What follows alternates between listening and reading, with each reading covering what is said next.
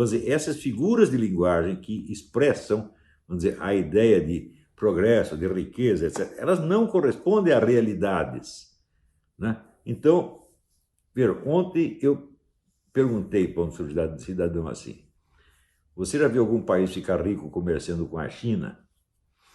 E ele me respondeu: não, mas a economia que mais cresce no mundo, comerciando com ela, nós vamos ficar ricos, vai acontecer isso assim. Ou seja, eu perguntei uma coisa histórica, ele me responde com uma imagem do futuro, o futuro que ele espera que aconteça. Mas olha, se isso pudesse acontecer, teria acontecido com os parceiros comerciais da China, como Venezuela, Cuba, Angola, etc, etc.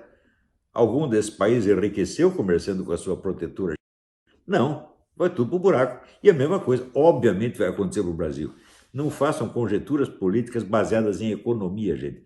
Isso é a maior estupidez que uma pessoa pode fazer.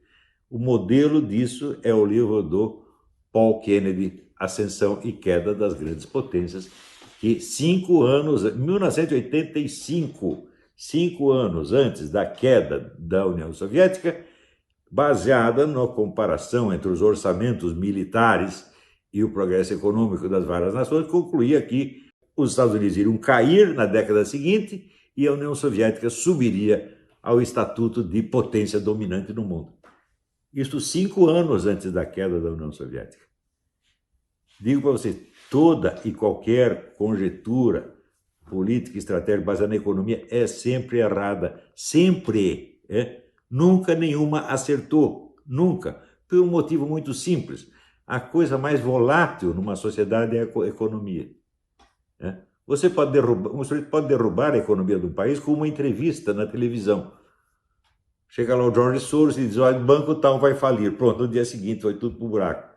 Tá certo? Então, a economia, quanto mais ela depende do aspecto financeiro, e hoje depende quase 100%, mais volátil ela é. Ela não é, quando você pensa que a economia é a base material da civilização, a base material da sociedade, não é. A economia não é material. O que é material é a indústria, a agricultura, mas não o estado econômico geral, tá certo? Então, o jeito que faz análise e projeções baseadas nisso, vai sempre errar. O que interessa numa sociedade, o que pode permitir uma... Olha, eu já fiz um monte de previsões acertadas, expliquei qual é o método, está lá na minha apostila, Questões de Método nas Ciências Sociais, está lá no meu curso de Filosofia Política. Expliquei o método, fiz as previsões, elas deram certo, e o pessoal não aprende. Não aprende, né? Vem esse boboca desse general Mourão dizer que isso é astrologia. Ora, eu não posso conversar com... O general Mourão não tem capacidade para discutir comigo, nada, nenhum assunto, acho que nem assuntos militares, tá certo?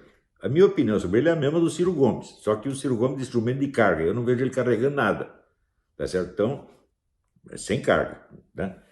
E, do mesmo modo, praticamente todos esses analistas políticos, né, que estão aí, outro dia eu vi, apareceu uma menina aí, chamada Débora, não sei das quantas, fazendo grandes análises políticas, e ela analisa a situação de Israel baseada na ideia de que existem os khazars, que são sionistas, existem os judeus autênticos, que são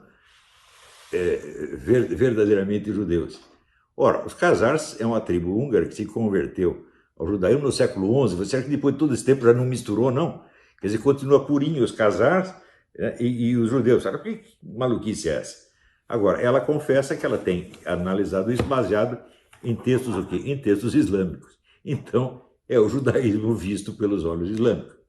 Então, não é uma coisa prudente de se fazer, uma análise prudente de se fazer. Essa história dos khazars e a visão islâmica do judaísmo, eu absorvi isso mais de 30 anos atrás, e depois eu vi, vamos dizer, as limitações e erros que tem nessa coisa. Isso é um assunto bastante complicado, mas quase tudo o que se diz nisso aí é conjectural, porque você simplesmente não tem um estudo aqui da população judaica. Vamos fazer um estudo estatístico, quais que são descendentes dos judeus bíblicos e quais que são descendentes de khazars. Não tem esse estudo simplesmente. Não tem...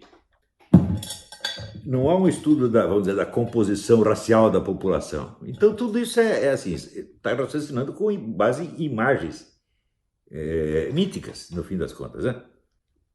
eu não sou um grande especialista no assunto, do pouco que eu estudei antigamente eu me lembro mal, mas isso aqui eu sei, né? Uma coisa que eu acredito e que eu tenho repetido incessantemente é que a análise política do dia a dia é sempre errada. Sempre errada. Porque os fatos do dia a dia não dão para você o perfil das forças reais em jogo. Você, para saber quais são as forças que estão realmente em jogo, você precisa da passagem do tempo. Você precisa que essas forças se consolidem e se, vamos dizer, apareçam com nitidez. Né? Não tendo isso, você acaba raciocinando com base em imagens míticas, quando não de pura fantasia, como Grupo Olavista. O que é Grupo Olavista? São 5 pessoas em cargos inferiores. Não é isso? E tem gente que acredita que eu estou dentro do governo. Escuta, eu conversei com o Bolsonaro acho que 3 ou 4 vezes. Dessas 3 foram só cumprimentos. Cumprimentei pela eleição, ele me cumprimentou pelo aniversário, coisa assim, meramente social, não teve nem uma conversa política, jamais. Então, como é que eu poderia orientar, né, o presidente da República? Ora, você escreveu um livro, esse livro ser lido, não quer dizer que você está orientando aquela pessoa. Eu não tenho ideia do que o Bolsonaro entendeu do meu livro. Não existe essa orientação telepática à distância através de um livro. Isso não existe. Mas acontece o seguinte, as pessoas, e sobretudo esses generais, eles não têm cultura literária nenhuma. Não têm ideia do que é influência literária, do que é, por exemplo, a história das ideias, como as ideias se propagam através da literatura. Não tem ideia de como é isso. Então, imagina que é um grupo político. É uma confusão vamos dizer, de categorias e de conceitos analíticos totalmente heterogêneos, né? E no fim eu tenho que pagar por tudo isso aí e o sujeito chega a dizer que não. O Olavo criou uma crise na República. Mas o que há, meu Deus do céu? Hã? Quer dizer, num lugar onde um ministro está querendo derrubar o outro, o ministro contradiz o presidente da República, eu que estou criando a crise, como é possível a pessoa chegar, ser tão idiota ao ponto de imaginar que eu, à distância, por causa de uma coisa que eu escrevi, uma coisa que eu escrevi no Facebook, estou criando uma crise? Quando a crise já está lá dentro, está instalada, está claríssima. Então, tudo isso aí é, vamos dizer, um sinal de uma burrice que o Estado das nossas universidades explica perfeitamente. Né? As nossas universidades estão do lugar número 250 para baixo, até o 1200. Né? Então, as melhores universidades do mundo ainda estão nos Estados Unidos e na Inglaterra. Isso quer dizer, o mundo anglo-saxônico detém o monopólio das grandes universidades do mundo. Nem a universidade alemã, ou austríaca, ou japonesa, ou chinesa chega a este ponto.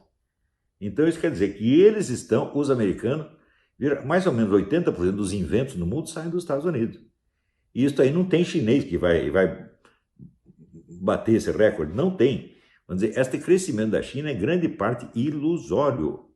Na China você tem 5 cidades ricas e o resto é uma miséria esgarçada. Né?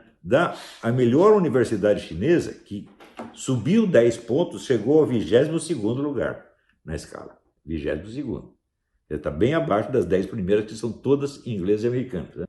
Mas acontece o seguinte, acontece que o complexo de inferioridade que grande parte dos brasileiros tem em relação ao americano cria, há mais de meio século, o desejo de encontrar uma potência alternativa que nos proteja. É a mesma coisa que diz, exatamente as mesmas coisas que hoje dizem da China, na década de 30 diziam da União Soviética.